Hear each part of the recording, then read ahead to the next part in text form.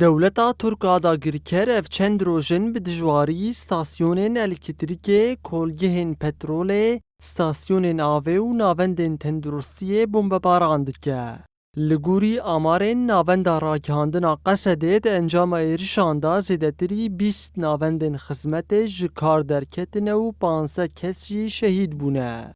روشنبیرین هرما جزیره ایرشین ترکیه شرمزار کرون و گوتن آرمانجا ترکیه تیک برنا پروژه ریوبریا خسره.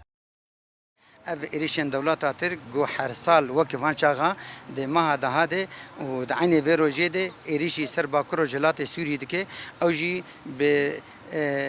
بیرانی نوانی آگو سری کانیه داگیر کرن او کمپلویا لسر ریبر او جلان دانه مشاندن ده عین ویروجه ده ایریشی خو داتین سر باکرو جلات سوریه و او بنگهین یه ملت تارومار دکن ده هرفینن تونه دکن ج نفتی ج غازی ج آوی اف تشتکی دوری ده قانون مروه ده اوایت تشتکتنیه هر وها روشنبیران دیار کرن کو هدف گرتنا بنسازیا هریمه دکوه جیر تاوانین در مرووی ده. وفي هذا اليوم